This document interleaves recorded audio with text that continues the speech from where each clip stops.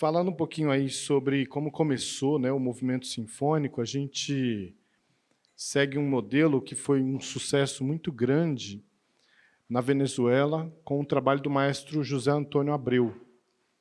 E eu tive a oportunidade de conhecer esse trabalho, né, quando eu estive lá em 2010. Então, em 2010, cheguei lá para fazer um mestrado em regência de orquestras e encontrei um sistema de orquestras que é hoje o maior do mundo, né? Com um trabalho espetacular feito pelo maestro. E eu já conhecia orquestras juvenis, né, aqui no Brasil, em outros lugares que eu passei. E as orquestras de alunos, elas sempre são conhecidas por ter um nível de qualidade, né, mais baixo, porque eles estão no meio do aprendizado, né, não se profissionalizaram ainda, né. Mas as primeiras vezes que eu assisti os concertos, eu fiquei impressionado com a qualidade que aqueles estudantes chegavam. É uma coisa assim que realmente não tem como a gente, só falando, né, quer dizer, a gente precisa ver e ouvir ao vivo para saber, né? Então, o primeiro pensamento que veio na minha cabeça foi: eu preciso levar isso para o Brasil. É uma coisa assim impressionante a qualidade que músicos, estudantes, claro, estudantes de alto nível, né? Mas lá eles têm estudantes de todos os níveis, né? O aluno começa do zero e chega até o nível profissional, né?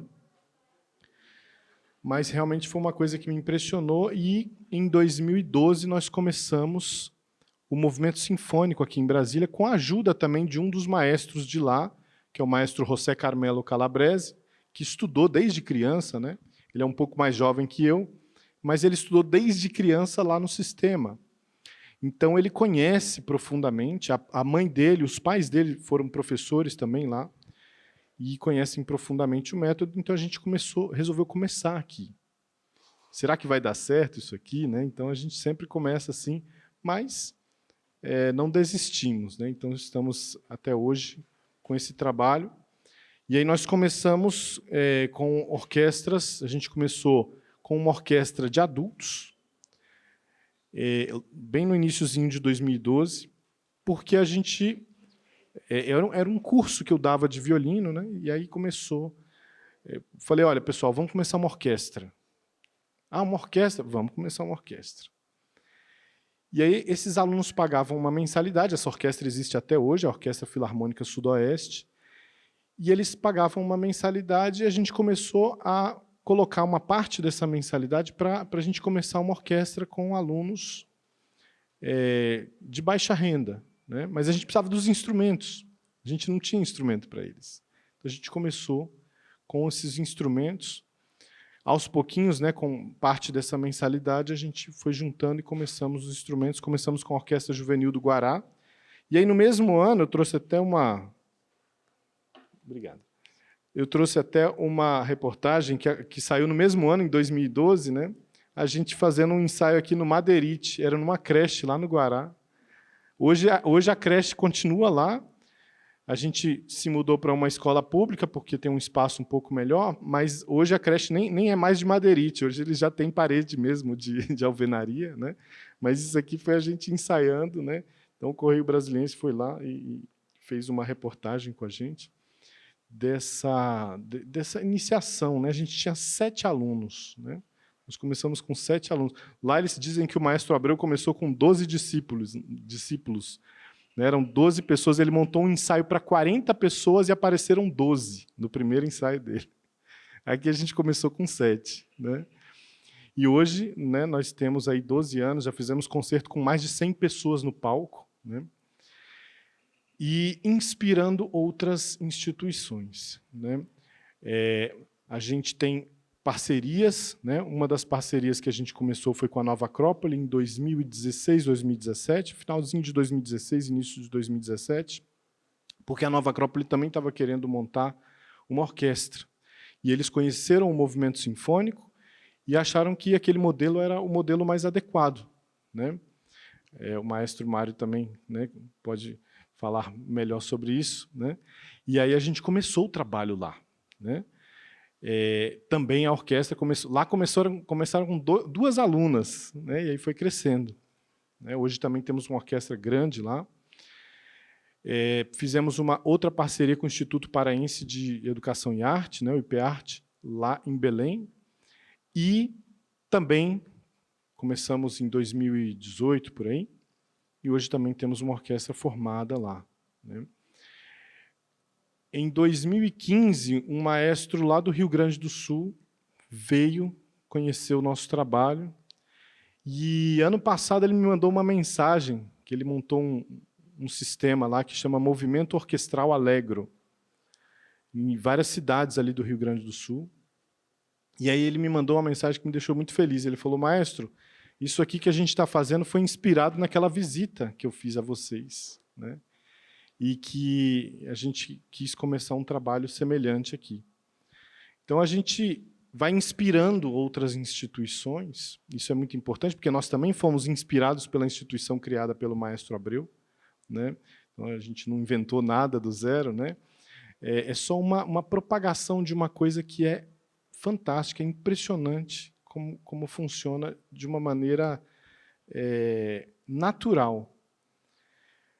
E aí o pessoal me pergunta, como é que a gente faz, né, para transformar? Isso é uma pergunta que eu também fiz para eles e eles não sabiam me responder, né?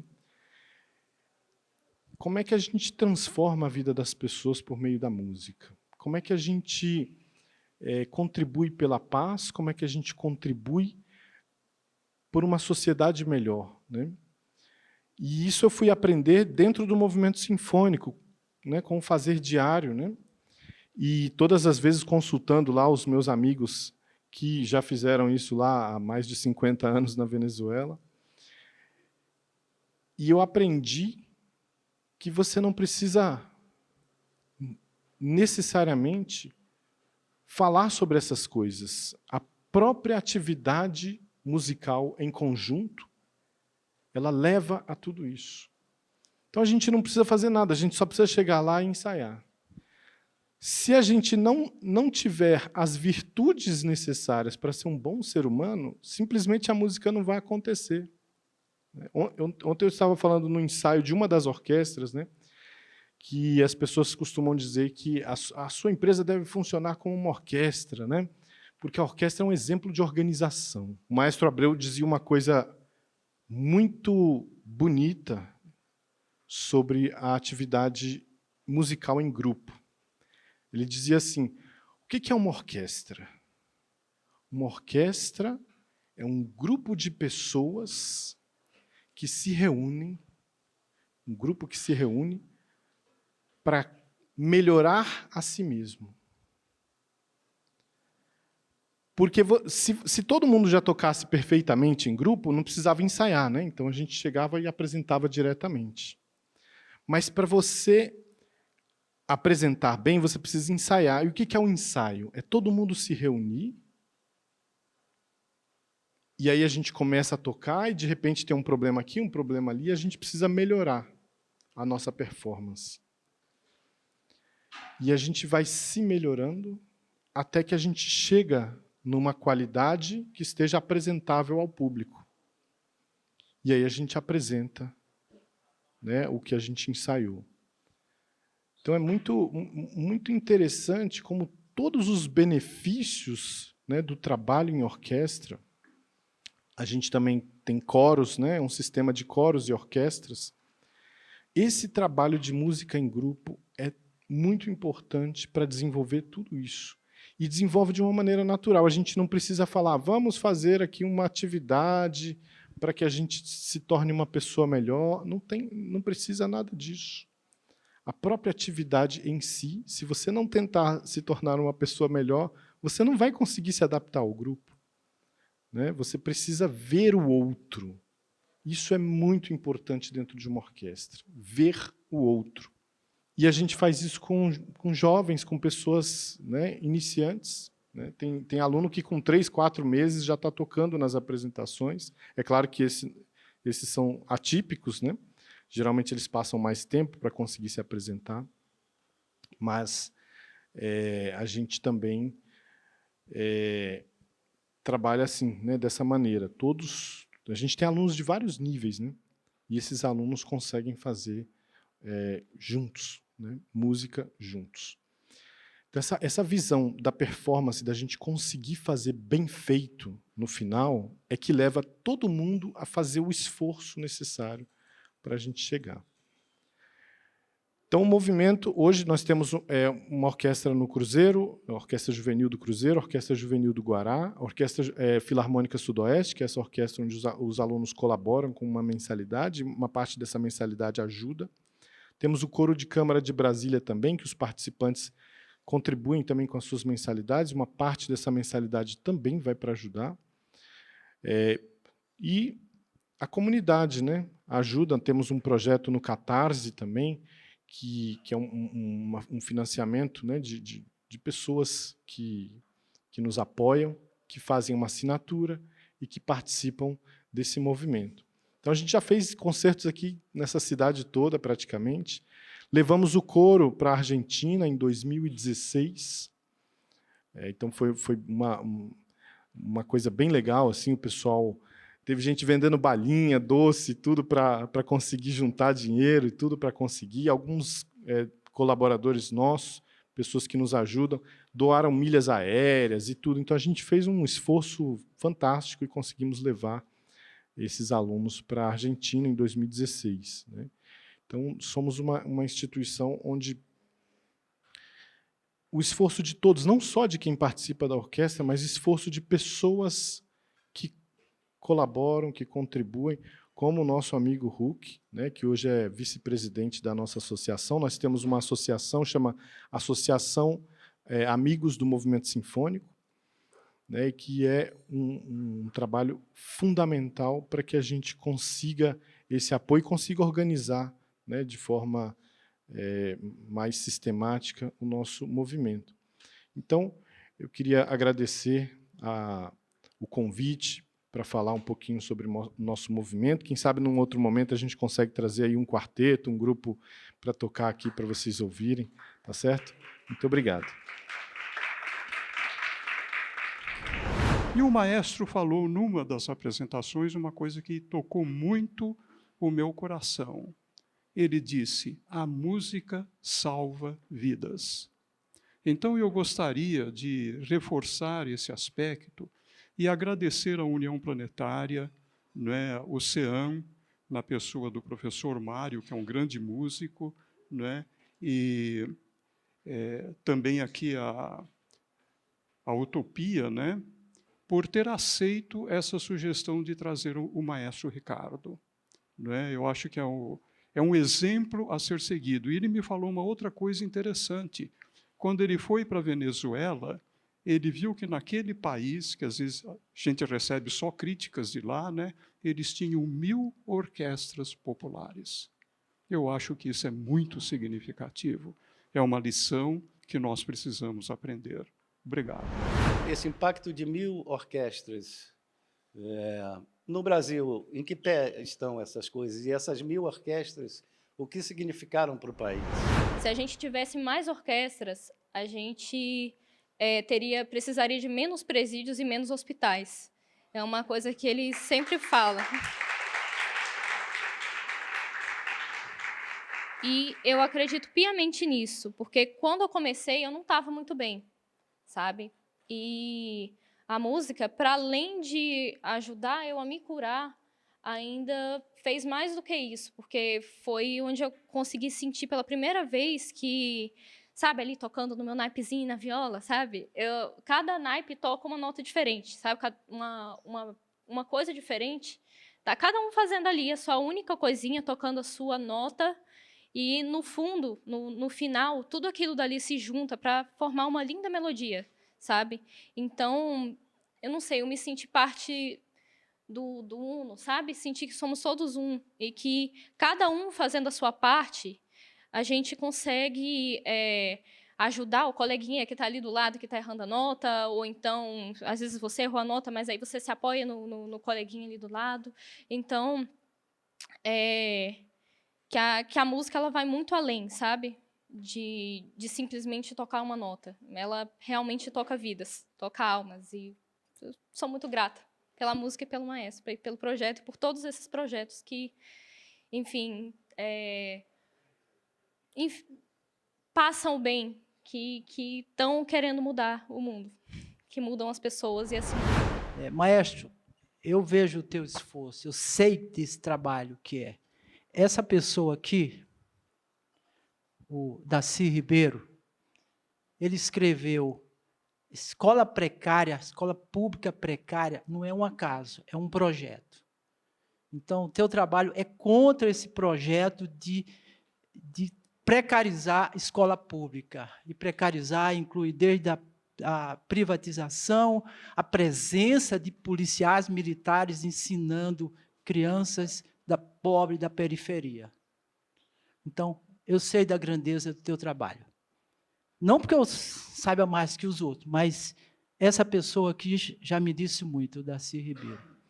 Eu tenho só uma pergunta a fazer, que é, nesse teu percurso, que transformações, você viu muitas, né? Que transformações viu no aluno, além do aspecto pessoal, psicológico, sei lá, profissionalização. Eu queria que você falasse um pouco dessas mudanças, de jovens que estavam, talvez, se achando perdidos, e a música, o tom, a melodia, a partitura disse, olha, você pode ter esse caminho, você tem talento. É isso, obrigado. Vila Lobos, no passado, fez um projeto muito grande de educação musical, né? As escolas do Brasil inteiro tinham adotado, né, a música, e ele levou no estádio Vasco da Gama 40 mil estudantes, né, numa apresentação. O que é importante é que aquilo fazia parte de um projeto político de educação em geral, né, no qual a educação musical era considerada como um dos eixos, um dos elementos fundamentais.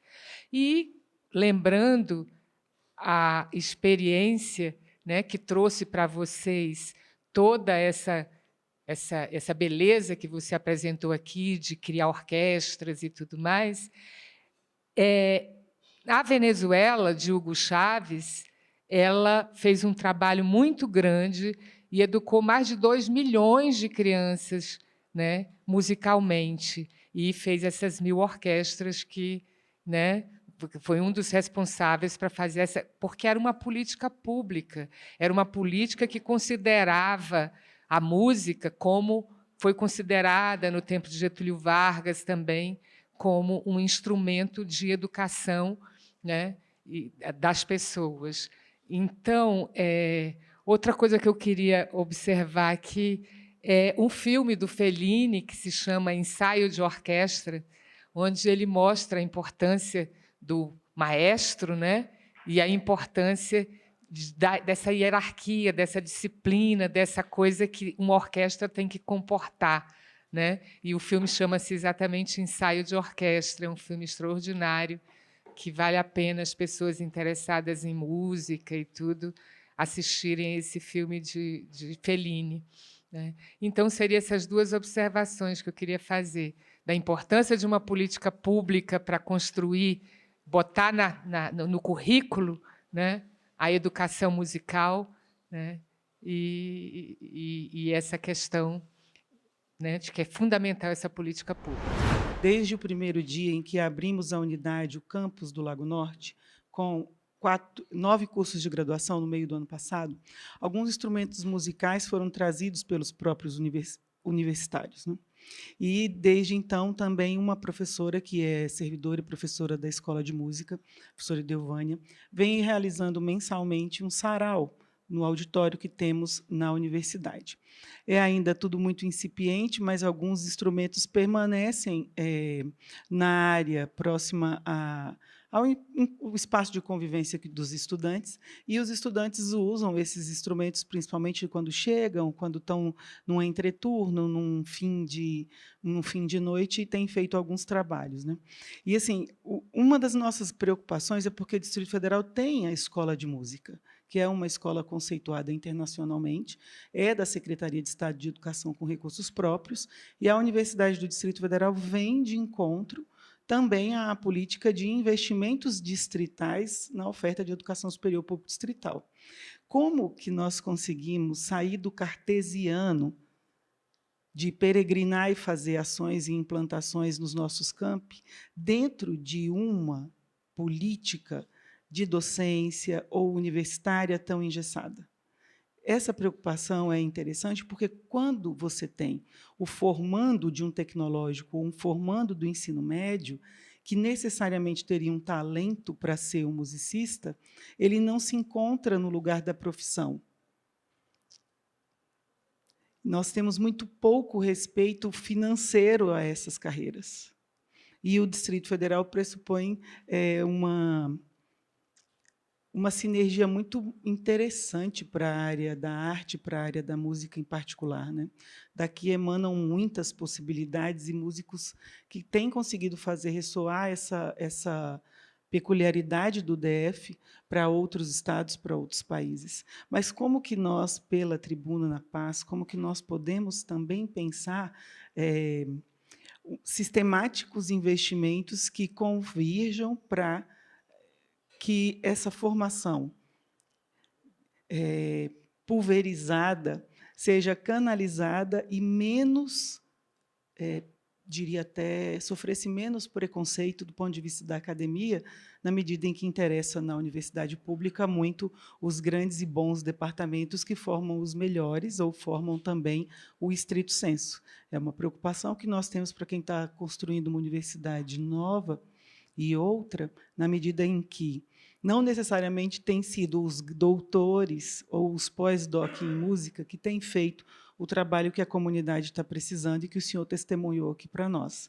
E como que nós podemos, com recursos estaduais, distritais, no caso do Distrito Federal, além dos recursos da União, com outras legislações de incentivo, não vivermos de uma pulverização de experiências, mas sim de canais dialógicos que convirjam para uma formação também profissional desse músico, desse artista.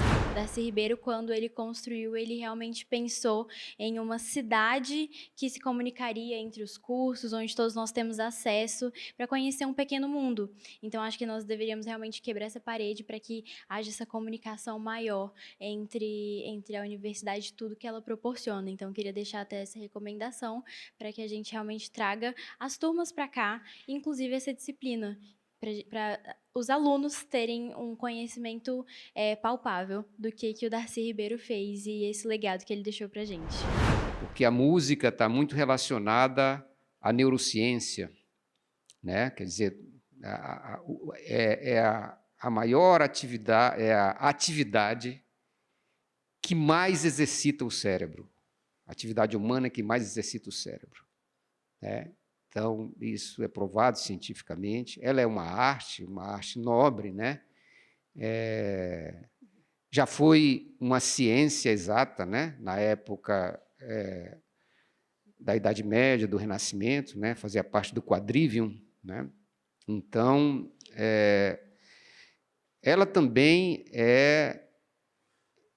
traz uma série de ensinamentos filosóficos, né? E também é uma arte que nos conecta com aquilo que nós chamamos de o desconhecido, né? Então, o projeto do professor Ricardo, ele poderia ter sido um brilhante estudante, provavelmente lá pela Venezuela, e dali poderia ter ido para o exterior, com certeza. Tinha talento para isso.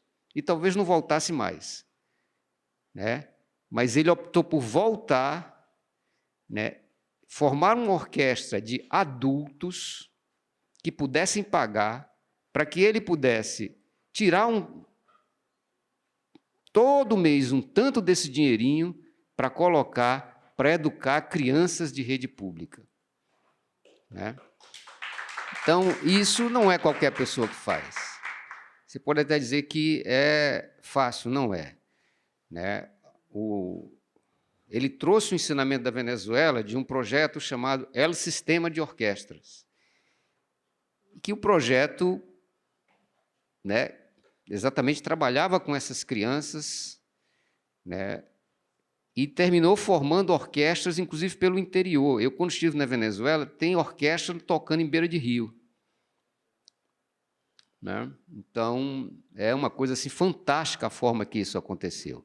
Mas por que que acontece? Né? Por que que um projeto dessa natureza, à frente de uma pessoa talentosa como o maestro Ricardo, acontece? Né? Exatamente porque nós precisamos, como seres humanos, de ouvir e ser ouvido. E a música é fundamental para isso. Né? Ela nos une. Então, esse projeto acontece. Então, eu vou aqui interromper, mas só para dizer isso, que realmente o maestro teria aqui uma palestra de 1 hora para falar de todos os benefícios que a música teve, né? Uma quantidade imensa de crianças que ele resgatou. A música, para nós que estudamos de uma forma assim um pouco mais profunda, ela é uma das chaves do universo. Ela não veio simplesmente para a audição. A música traz em si, dentro dela, segredos importantes para que a gente ultrapasse e dê um salto civilizatório. Né? Infelizmente, às vezes, para perceber isso, nós precisamos estudar a música. Né? Eu tenho tentado ver se consigo transmitir isso para pessoas leigas. Não é fácil, porque está lá nos meandros da própria estrutura da música. Precisa entender um pouco de música. Mas eu agradeço muito a presença do maestro Ricardo. Né? Foi excelente trazê-lo aqui. Né? E vamos continuar com essas propostas, porque, como eu disse, a música é principalmente uma das chaves, né, para a gente entender melhor a nós mesmos e ao universo que vivemos. Eu fui daqueles que, no ginásio, aprendi canto orfeônico. Era uma matéria do ginásio, canto orfeônico. Depois da Covid, eu descobri uma coisa assim, muito interessante, que nós, seres humanos, devemos procurar a origem das coisas, antes de ficar aí fazendo guerra, esse tipo de coisa e tal, para tentar colocar uma ideia da gente sobre outras pessoas. Então, professor, eu gostaria de saber, primeiro, a respeito do canto orfeônico com relação à disciplina e à hierarquia. Isso eu aprendi no ginásio com o canto orfeônico. E queria saber também de uma coisa muito importante, eu estava falando da buscar a origem das coisas. Dizem que a lei principal do universo é a lei da harmonia. Vejam bem os senhores que o que procura fazer, basicamente, todos aqueles que tocam o instrumento, é exatamente a harmonia. E não é só harmonia com ele, com o instrumento, não. É harmonia com as pessoas que ouvem, como também com as pessoas que tocam. Então, a harmonia é essa grande, vamos dizer, esse grande fruto e, ao mesmo tempo, o grande condutor para a melhoria das pessoas. Eu acredito nisso. A primeira foi em relação às leis de incentivo, né? Então, nós estamos nesse trabalho. Conseguimos avançar mais nas leis de incentivo com os nossos parceiros, que, no caso, a Nova Acrópole já consegue bastante recursos com a lei de incentivo, o Instituto Paraense, o IPEARTE também. E nós estamos com alguns projetos, inclusive pelo FAC, que a gente conseguiu aprovação. Qual é o problema das leis de incentivo e esses projetos? É que eles têm começo, meio e fim. Né? Então, quando acaba, a gente tem que escrever de novo, tem que fazer de novo, e aí a gente não pode depender desses recursos para manter uma instituição que funciona 12 meses por ano. Né? Então, o apoio das pessoas tem sido muito importante para a gente conseguir manter a instituição funcionando, porque os projetos, quando acaba, o recurso dos projetos, a gente precisa escrever novamente. É claro que, enquanto você tem o recurso de um, você vai escrevendo o outro, mas nem sempre você consegue... É um concurso de projetos, né? E quem ganha de você, geralmente, escreveu um bom projeto para uma boa causa. Né? Então, não é que você perdeu para né, o dinheiro foi para um lugar, para uma coisa que né, que não tinha razão de ser. Não, em geral, a gente perde para bons projetos, né? Quando a gente não consegue aprovação, quem ficou na frente também tinha coisas boas e importantes para fazer. Então, é muito difícil a gente depender disso, mas nós estamos nesse trabalho e, quando a gente consegue a aprovação, é aquela vitória importante para dar continuidade ao nosso trabalho.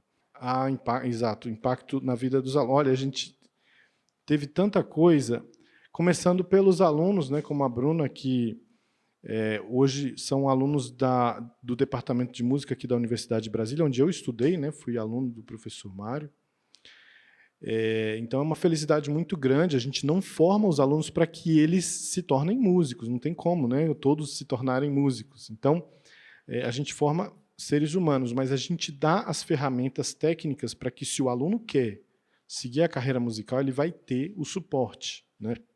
Então, a gente tem não só a Bruna, mas temos outros alunos também que já entraram e estão cursando, né, fazendo o curso superior de música. Então, a gente inspirou esses alunos a seguir a carreira. Temos outros que estão em caminho, querendo, né, seguir esse mesmo caminho também, já estão aí se preparando para vestibular e tudo. E muitos casos de pessoas com depressão, pessoas assim em situações terríveis, depressão, por exemplo, de pessoas que não saíam de casa e que a música, de alguma maneira, fez com que a pessoa viesse uma vez.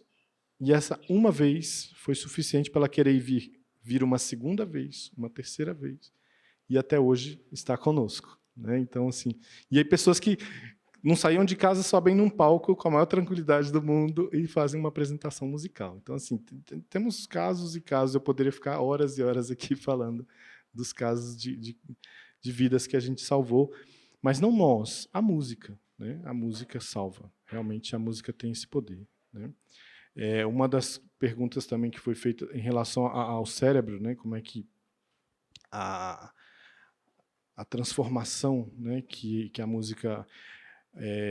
claro que, numa determinada idade, essa transformação é muito grande. Mas o bom é que as pesquisas mais recentes indicam que adultos também têm um benefício quando são expostos à música, ao fazer musical, não só escutar, mas, né, fazer. A orquestra de adultos realmente ela tem mostrado isso, né? A gente não faz uma pesquisa científica, mas é legal como a gente vê o que está lá na pesquisa, e a gente vê que realmente... Porque nós temos alunos adultos de várias idades também, a gente não tem adultos só de 20, 30 anos, não. Nós temos adultos de 50, 60 anos de idade, que também a gente percebe, né, a evolução deles, não só na música, né? Então, essa é uma boa notícia também para os adultos, que a música também tem feito esse benefício, né? Sobre o canto orfeônico também,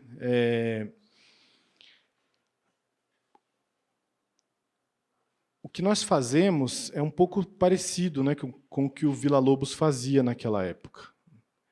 Então, assim, seria uma coisa fantástica, né, se o nosso sistema de ensino pudesse ter essa estrutura, né, que foi o que aconteceu na Venezuela, né? Claro que o maestro também começou, como eu falei, com 12 pessoas, foi crescendo.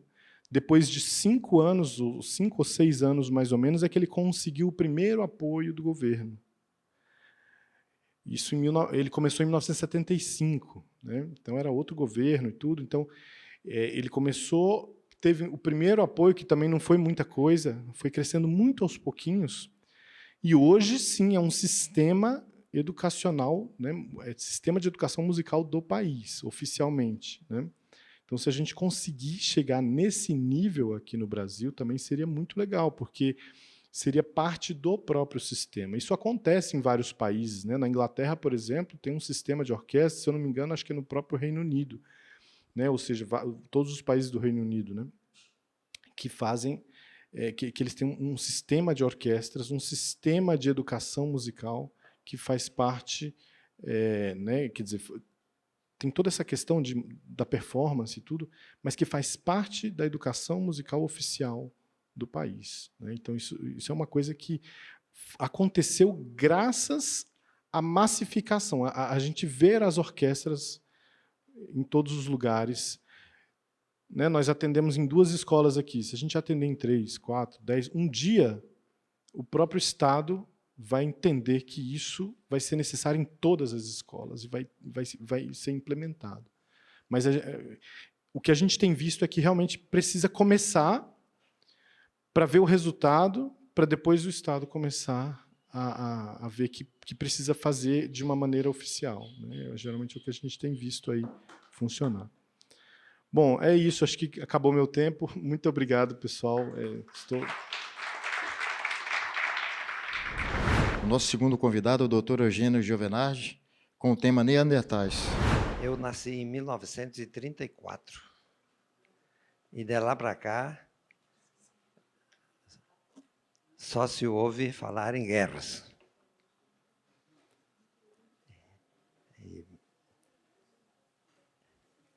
E isso me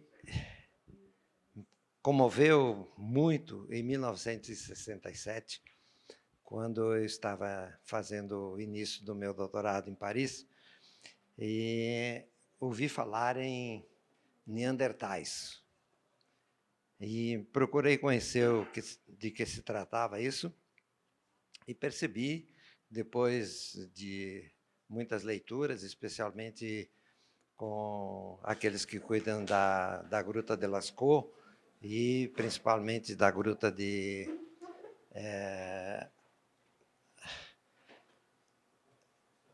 Burgos, né?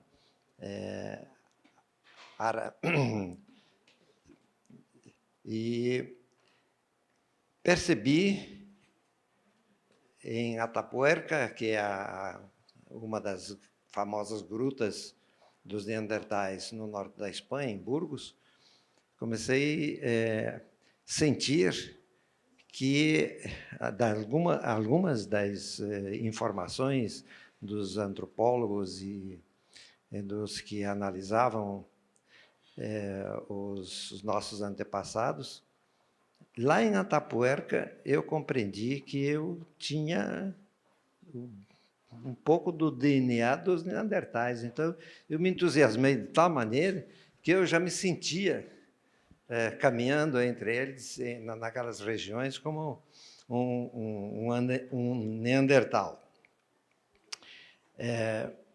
Quem me levou para lá foi o professor Luiz Arzuega, um especialista em neandertais, uma das grutas chamada La Cima de los Huesos, e que fica em Atapuerca, em Burgos, numa distância mais ou menos de uns 10 ou 15 quilômetros da cidade de Burgos. E essas grutas foram descobertas porque os ingleses precisavam de minerais e abriram uma montanha, cortaram uma montanha para passar com seus trens. E no corte da montanha encontraram grutas onde viveram os neandertais por 90.000 anos. Então, são coisas que me deixaram completamente abismado diante daquilo. Então, eu vivi durante aqueles 10, 12 dias que eu passei em Atapuerca, eu vivia como um neandertal, assim, eu me sentia um neandertal, né? E uma das explicações que me deram os antropólogos lá foi que eles já tinham descoberto a comunicação à distância, que não precisavam correr quilômetros para se comunicar com os outros grupos que andavam recolhendo comida, né? E principalmente passava muito próximo desse lugar, passava mais ou menos a uns 800 metros, passava um rio chamado Alarcón, que é tributário do Tejo, mas que, com as mudanças climáticas, o rio hoje está não a 800 metros, mas a 8 quilômetros daquelas grutas. Mas, naquele tempo, eles tinham facilidade de pescar. Então, quando eles precisavam de alguma coisa, eles tinham um sistema de comunicação à distância. Uma ventoinha rodando no ar, fazendo um ruído, um sibilo bem agudo, que se ouvia até 3 quilômetros de distância. Então, quando eles acionavam essa ventoinha, apareciam socorros que eles poderiam necessitar nesse local chamado de Atapuerca. Bom, quero apenas sinalizar, então, esse primeiro ponto, que eles passaram de vegetarianos para onívoros. Isso mudou muito, porque o que nos leva a ser não só biodiversos, mas muito seletivos, é a mão. E eles descobriram que eles podiam fazer muita coisa com a mão. Hoje nós utilizamos a pedra silício, e tem o Vale do Silício nos Estados Unidos, pois eles trabalharam durante mais de 100 anos a pedra silício, fizeram seus instrumentos de pedra, etc., machados. Mas por que o machado? Porque eles atravessaram um degelo, e os bisons, essa região era muito habitada por bisões, e eles, então, perceberam que os bisões caçavam. Mas como é que os bisões caçavam? Os bisões caçavam ou com os dentes ou com as patas, dependendo com... Aí então, eles pensaram, pô, nós também temos aqui patas, né? Então podemos fazer os nossos instrumentos, né? Não sei em que idioma eles falavam, né? Não deu para conhecer ainda isso, mas eles se comunicavam e dessa forma eles desenvolveram o cérebro. Então a mão tem muito a ver com o cérebro. E como o bisão era um tipo assim do elefante que andava por essa região de Burgos, é uma região belíssima, nas montanhas aí do sul da Espanha, e eles então aproveitaram o momento em que o bisão caçava para caçar o bisão, não é? Porque o bisão se distraía caçando e eles caçavam o bisão. Bom, e com isso veio depois também, como eles descobriram a forma de fazer fogo, então eles passaram, talvez, ou comiam as carnes cruas, mas passavam depois, com o fogo, a cozinhar, e com isso também melhorou um pouco a vida deles. Mas tem um outro aspecto muito importante, como vegetarianos.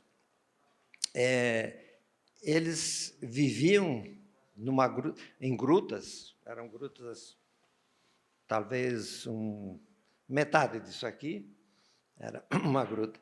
E, como eram áreas rochosas, se abriam, pelas chuvas e pelo degelo, se abriam outras grutas. E os morcegos passaram a conviver na gruta ao lado deles. E isso porque os morcegos eram vegetarianos, então eles podiam aproveitar e seguiam mais ou menos a rota dos vegetarianos para saber o que eles comiam e aproveitavam. Quer dizer, a natureza é assim, a mesa é comum, né? É de todos e todos podem participar. Bom, numa dessas grutas encontraram um local onde provavelmente os morcegos viveram por 30, 40 mil anos. E a montanha de fezes, e que eu pude até constatar e ver, era mais ou menos a altura de 4 metros. Ou seja, isso quer dizer que eles permaneceram nessa convivência com os neandertais durante muitos e muitos anos. Bom, esse foi um dos aspectos que mais me chamou a atenção. O outro aspecto que já mencionei é a relação que existe entre a mão e o cérebro. E eles utilizavam tintas que produziam tanto de vegetais, quanto aproveitavam o sangue dos animais que eles matavam para transformar o sangue em tintas. E essas técnicas foram se conservando mesmo depois em que os Homo sapiens que vieram da África e entraram pela Espanha, etc., e trouxeram novidades a eles,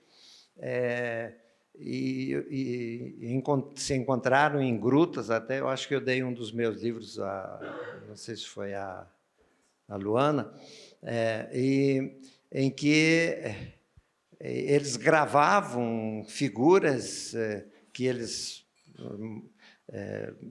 sacrificavam para comer ou então para andar. Eles montavam, às vezes, os animais para poder caminhar mais longe. E falando com os antropólogos, eu disse: e por que um Homo sapiens não pode deixar a sua mão aqui para marcar a visita? Não, você pode. Aí eu pintei a minha mão com aquelas tintas dos neandertais e gravei a minha mão. Inclusive, essa fotografia está nesse livro que alguém de vocês tem. Bom, mas tem um outro aspecto que eu gostaria de chamar a atenção, porque é um momento muito importante na vida de todos nós. E eles já perceberam isso naquela época, ou seja, a convivência com os Homo sapiens que apareceram e provavelmente cruzaram com as mulheres da África, e os homens da África se cruzaram porque encontraram em la cima de los huesos, encontraram ao lado dos ossos dos neandertais também ossos que não eram de neandertais, que tinham outra, porque pela comida e pela formação dos ossos podia-se descobrir que não eram neandertais. Daí é que veio a minha conclusão de que eu tenho sangue neandertal, provavelmente alguns de vocês também têm, os que queiram ter. Mas o fato mais importante, talvez, que os antropólogos perceberam, e também essa fotografia está nesse livro, A Velhice do Tempo e o Tempo da Velhice, que alguém tem aí, em que descobriram o sentido da morte. E isso, na vida humana, é um dos momentos mais importantes, mais impactantes, que é a morte. Eles chegaram ao ponto de que, normalmente, os cadáveres eram abandonados, né? A idade máxima que se vê nos livros é por volta de 35, 40 anos. Então, os que chegavam a essa idade ou morriam antes, né, por outras razões. Lembrar que eles viviam na época do gelo, né? O Holoceno terminou há pouco mais de 15, 20 mil anos. Então, eles tinham momentos assim muito trágicos, né? E esse momento, então, começou a trazer uma espécie de reflexão sobre a morte. O que será que tem do outro lado? Então, começaram a fazer pequenas sepulturas para enterrar as pessoas mais próximas deles. Bom, eu só queria comentar uma coisa. Os neandertais utilizavam da natureza exatamente como nós utilizamos. A natureza é uma mesa comum, composta de um pequeno sistema físico entrelaçado de água, solo, ar, luz e calor. E isso é o que nós fazemos diariamente. Utilizamos ou a água ou o solo, e é um sistema tão integrado que quando se mexe na água, se mexe no solo, no ar e no calor ou na luminosidade. Olhem para o Rio Grande do Sul e constatem o que aconteceu no Rio Grande do Sul. Os que mexeram na água demais, mexeram no solo. Os que mexeram no solo demais, mexeram na água. Mexeram no ar, abriram caminho para os ventos. Ou seja, isso é que nós estamos fazendo, não só no Rio Grande do Sul, estamos fazendo aqui no Cerrado, nós estamos fazendo na Amazônia, nós estamos fazendo na Mata Atlântica e nós estamos fazendo em qualquer parte do mundo. Então, os biomas estão integrados, os ecossistemas estão integrados e Brasília está integrada num ecossistema. E vou terminar aqui, nós não conseguiremos preservar a arte dos nossos arquitetos se nós não cuidamos do ecossistema que abriga Brasília, porque deteriorando o ecossistema, nós deterioramos a obra humana. Muito obrigado. Como foi que eles desapareceram? Foi uma ação do Homo sapiens? Foi uma integração? Ou foi alguma coisa na espécie mesmo deles? Não, acho que o senhor falou muito rápido da ventoinha, eu queria ouvir mais sobre isso, né? E a outra coisa que eu vou dizer é que eu fiquei muito ofendido quando o senhor falou que eles eram vegetarianos e evoluíram para onívoro. Eu sou vegetariano, eu era onívoro. Então, eu fiquei mais primitivo, é isso? Bom, mas é isso, obrigado. Pesquisando sobre a história da música, né, eu me deparei com um texto, inclusive fotos, né, que diziam que os neandertais desenvolveram o simbólico, já que você tinha sepulturas já, então ele já cultuava esse simbolismo da morte, né? Mas também que ao lado da sepultura encontraram algumas flautas de osso. Flautas. Eram ossos com buraquinhos, tipicamente de instrumentos musicais, né? É claro que eles não sabem se aquilo ali eram realmente instrumentos musicais ou não, mas que tinham o mesmo formato, encontraram 2 ou 3, né, nas sepulturas. Então, quer dizer, não só aquela pessoa foi enterrada, mas foi enterrada com esses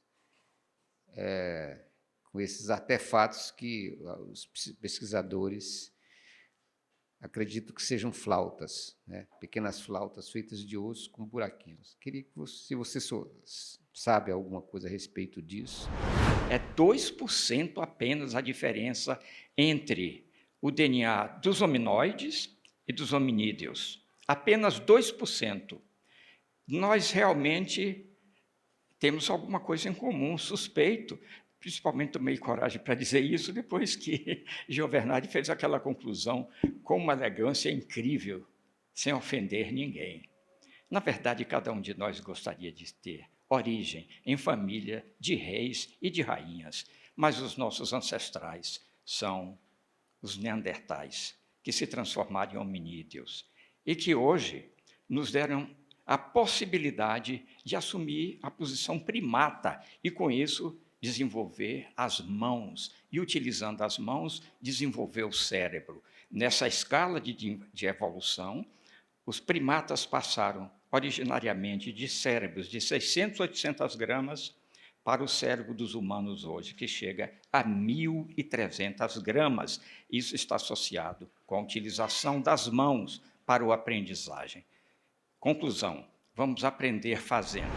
Bom, vou começar pela música, porque foi uma das perguntas que eu fiz aos antropólogos, que naquela época eu estava estudando alguma coisa sobre música, então eu perguntei, será que esse pessoal aqui já não cantava na época, né? Filho de italianos e tal? Eu me imaginei que todo mundo era cantor lá também, não é? E não há informações seguras sobre o uso da música, mas o princípio básico estava, eram os sons. Esse som da ventoinha. Né? E provavelmente eles repetiam, até onde a voz alcançava, o mesmo som da ventoinha. Mas a ventoinha era muito mais forte. E quanto aos ossos que foram encontrados, as informações que se tem é que eles utilizavam os ossos, principalmente da canela, tanto do homem como do bisão, para instrumentos, para fabricar alguns instrumentos para manejar e talvez arrancar uma raiz ou cortar, etc.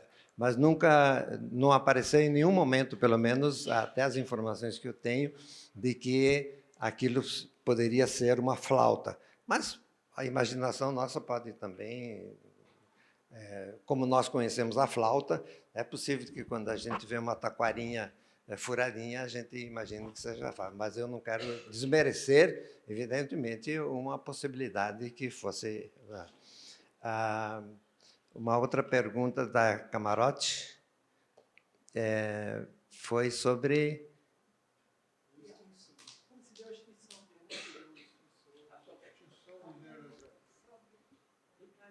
Sim, Camarote. Pode me repetir que eu... Ah, sim, exato. Há muita teoria sobre o desaparecimento deles. Primeiro, o degelo. Eles estavam acostumados com a comida e com a vida deles com o degelo. E, com o degelo, apareceram, ao mesmo tempo, os africanos que entraram pelo norte da África e atravessaram o Estreito de Gibraltar e entraram pela Espanha. Tanto que, há coisa de 2 anos, encontraram, do lado africano do Gibraltar, encontraram vestígios da passagem dos Neandertais. Então, quer dizer que eles se comunicaram de alguma maneira, os que subiam, vamos dizer assim, né? Porque também pode se descer da África, mas os que subiam para a Europa, para o norte, e os que desciam da Europa para a África.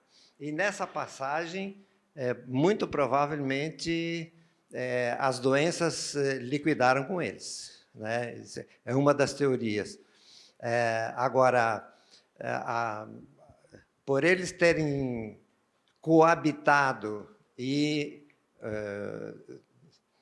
intercambiado a consanguinidade, pode ter havido também um momento em que eles não aguentaram essa nova composição do organismo, mas isso está por se saber.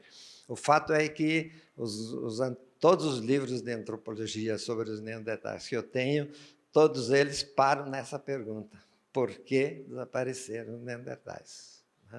Então, eu vou lhe ficar devendo, professor, essa pergunta. Não sei se alguém mais perguntou alguma coisa. A tese da Liebe da Serra da Capivara, que ela disse que houve... Sim. Bom, os estudos estão avançando. Há indícios de 37 mil anos atravessando os Estados Unidos, a América do Norte, e pela América do Norte, pelo Estreito de Bering, eles atravessaram e vieram descendo. E, segundo o pessoal da Terra do Fogo, acha que há pelo menos 15 mil anos eles já estavam lá. Né? Eles já iam descendo. Então, nos meus escritos, eu sempre ponho entre 20 e 30 anos. Né? Não quero me comprometer nem com os 20, nem com os 30. Mas é muito possível que esses conhecimentos sejam ampliados, dadas as condições que nós temos hoje de pesquisa, etc. e tal. Não? Alguém mais perguntou? Desculpe aí que eu... Alguém ficou sem resposta? Hein? Alguém ficou... A pergunta, Eugênio, grande amigo e grande filósofo. A pergunta é, Willem van der Lopes, a pergunta é o seguinte: você sabe muito bem da força da Bíblia no nosso país e no país, né, latino-americanos e por aí afora. A cultura judaico-romana, tudo isso. E dizem que havia um Adão e depois dizem que houve um dilúvio. Será que o Adão seria um Neandertal? Primeira pergunta. E segundo, será que a extinção dos Neandertais veio com o chamado dilúvio, que teve a Arca do Noé, essa coisa toda? O que você diz a respeito disso? Bom, eu não quero fazer brincadeira com isso, mas o fato é que a Bíblia só tem 6.000 anos. Então, antes da Bíblia, muita coisa aconteceu. Quer dizer, antes de escreverem a Bíblia, inclusive o nosso escritor gaúcho pergunta se não foi uma mulher que escreveu a Bíblia, né? Tanto se pode supor sobre a Bíblia. Esses conhecimentos da Bíblia, provavelmente esse que escreveu, aquele grupo que escreveu, que tomou notas, conhecia muito bem o Egito, porque grande parte dessas informações não vinham da Arcádia e nem da Suméria, vinham dos egípcios. Tanto que Israel, os israelitas, lembram da própria história da Bíblia, né, numa época de fome, onde é que foram buscar trigo? No Egito. E lá ficou José, não foi? Uma historiezinha muito bonita até, né? Foi. E a história de Adão e Eva, bom, imagino que Deus não esperaria tanto tempo assim para criar o homem, né? Há 6.000 anos apenas, né? Então, penso eu que se trata de conhecimentos de história verbal que iam passando de povo em povo e cada um contou a história da maneira como ouvia de outros, né? Agora, esses que escreveram a Bíblia realmente fizeram um trabalho grandioso por dar informações muito pormenorizadas das tribos de Israel. Do que se conhece é isso daí, né?